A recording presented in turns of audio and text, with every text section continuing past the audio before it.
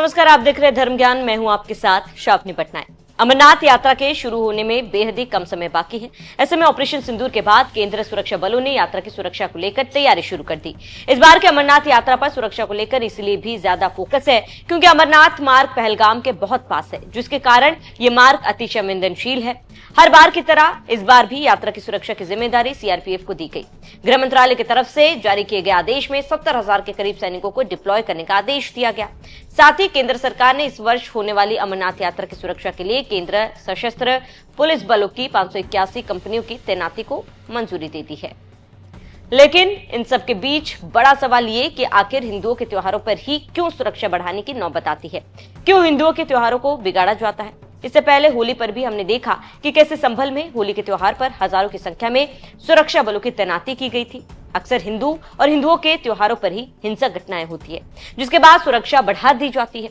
लेकिन समुदाय विशेष का कोई त्योहार हो तो हिंदू कभी ऐसे उत्पात नहीं मचाता है, ना ही उनका त्योहार बिगाड़ने की कोशिश करते हैं। ऐसे में क्या वो बड़ा कारण है कि हिंदू त्योहारों में ही पुलिस बलों को ज्यादा फोर्स लगाना पड़ता है?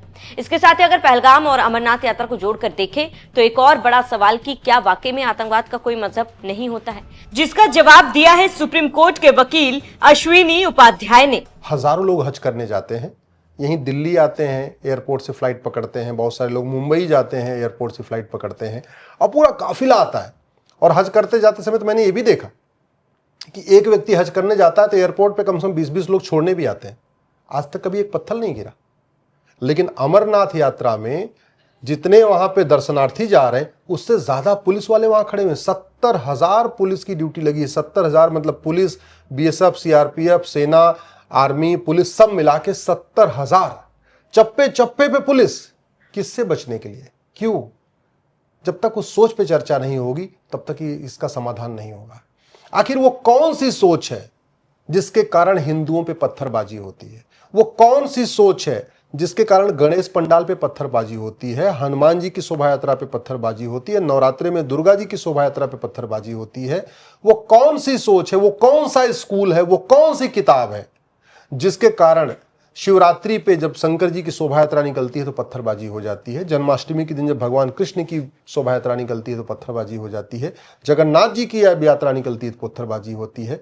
आखिर वो कौन सी किताब है, कौन सा स्कूल है, कौन सी तालीम है, कौन सी सोच है जिसके कारण आए दिन धीरे धीरे करके जो संवेदनशील एरिया है वो बढ़ते चले जा रहे हैं?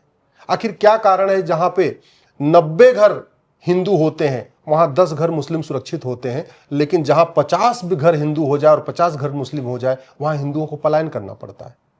तो ये पूरा का पूरा समाधान संसद में होना है, सुप्रीम कोर्ट में होना है। दुर्भाग्यवश हमारे संविधान की शपथ लेने वाले सांसद, विधायक, मंत्री equality before law, equal protection of law सोच के बैठे हुए हैं।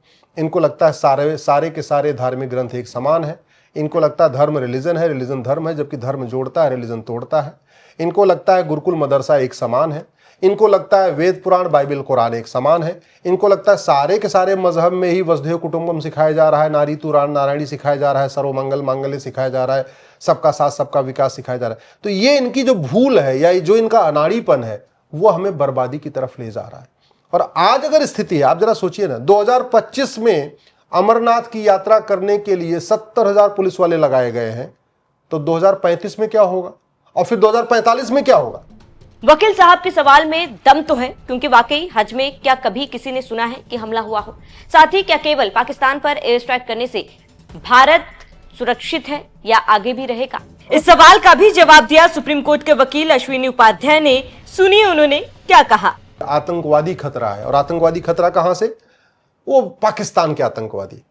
तो स्वाभाविक सी बात है, पाकिस्तान के आतंकवादी कहां पैदा होते हैं? मदरसे में। पाकिस्तान का आतंकवादी कहां पैदा होते हैं? मरकज में। क्या भारत में मदरसे नहीं है? क्या भारत में मरकज नहीं है? और अगर भारत में मदरसे और मरकज है तो क्या भारत के मदरसों का सिलेबस पाकिस्तान के मदरसों से अलग है क्या? अगर जो पाकिस्तान के मदरसों में सिखाया जा रहा है पाक नापाक, वही भारत के मदरसों में पाक नापाक सिखाया जा रहा है, तो भारत सुरक्षित कैसे हो सकता है? पाकिस्तान के अंदर सर्जिकल स्ट्राइक करने से या पाकिस्तान के अंदर चंद मदरसे गिरा देने से भारत सुरक्षित नहीं हो सकता। अब जिस तरह से सुरक्षा बलों की तैनाती की जा रही है, अलग अलग यात्रा में कहीं ना कहीं श्रद्धालुओं में डर का माहौल है। अगर ऐसा ही चलता रहा तो कहीं धीरे धीरे डर से लोग यात्रा में जाना कम ना कर दे, और अगर ऐसा हुआ तो वो दिन दूर नहीं जब यात्रा बंद हो जाए।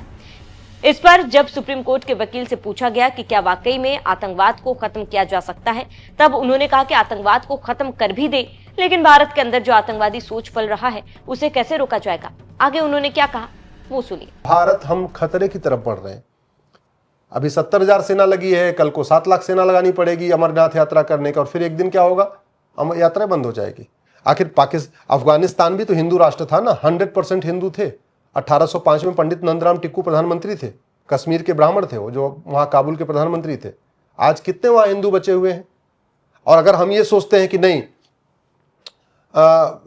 लंगर लगाने से देश सुरक्षित हो जाएगा, गौशाला खोलने से देश सुरक्षित हो जाएगा, मठ मंदिर बनाने से देश सुरक्षित हो जाएगा, तो मठ मंदिर भारत में है तो अफगानिस्तान में भी थे, फिर हिंदू वहां क्यों गायब हो गए?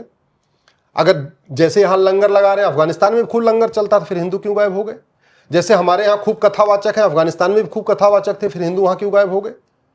पंडित नंदराम टिक्कू ने क्या किया? बहुत विकास किया। पंडित नंदराम टिक्कू ने खूब तालाब बनवाए, खूब बावड़ी बनवाई, खूब जो है कुएं खुदवाए। उस समय विकास यही होता था। लेकिन पंडित नंदराम टिक्कू ने मदरसों को कंट्रोल नहीं किया। पंडित नंदराम टिक्कू ने वहां वैदिक शिक्षा को अनिवार्य नहीं किया, और नतीजा ये हुआ 10 साल के बाद उनके खिलाफ विद्रोह हुआ, वो तो भाग गए, और लेकिन अंत में वहां के सारे हिंदुओं को या तो कन्वर्ट होने के लिए मजबूर होना पड़ा, या तो वहां से भाग के आए। सिख जो थोड़े बहुत बचे थे बेचारे भाग गए, बाकी खत्म हो गए। दुनिया का सबसे बड़ा जैन मंदिर कहाँ था? मुल्तान में था। 2000 साल पहले भगवान पार्श्वनाथ का जैन मंदिर था, बढ़िया मार्बल का बना हुआ था। अब वहां कोई जैन नहीं बचा मुल्तान में। अब वहां क्या हो रहा है? वो जैन मंदिर में मदरसा चल रहा है, वहां नमाज पढ़ी जा रही है। तो हम इस बात से सीख ही नहीं रहे। हम इस बात की चिंता कर रहे हैं कि पाकिस्तान में आतंकवाद है, इसको खत्म करना है, लेकिन भारत के अंदर जो आतंकवादी सोच पैदा हो रही है और बड़ी तेजी के साथ पैदा हो रही है, उसको कैसे रोकेंगे? मुगलों ने यहाँ 1000 मदरसे खुलवाए 500 साल के शासन में, और ये संविधान लागू होने के बाद इस संविधान की गलत व्याख्या करने के कारण हमारे ये जो संविधान की शपथ लेने वालों ने जो गलत इंटरप्रिटेशन किया, उसका नतीजा हुआ 3 लाख मदरसे खुल गए। और मदरसे का मतलब जिहाद की फैक्ट्री, मदरसों का मतलब अलगाववाद की फैक्ट्री। बता दें कि अमरनाथ यात्रा पर हर साल लाखों की संख्या में श्रद्धालुओं को खींचती है। ये यात्रा हिमालय की पवित्र गुफा में बाबा बर्फानी के दर्शन के लिए होती है। ये यात्रा 2 रास्तों से होती हुई गुजरती है। पहला पहलगाम रूट को 50 किलोमीटर लंबा है, दूसरा रूट बालताल है। दोनों ही रास्तों पर सुरक्षा कड़ी है, खासकर पहलगाम वाले रूट पर, क्योंकि 22 अप्रैल को जो हुआ दोबारा ना हो, इसके लिए सरकार हर प्रयास कर रही है।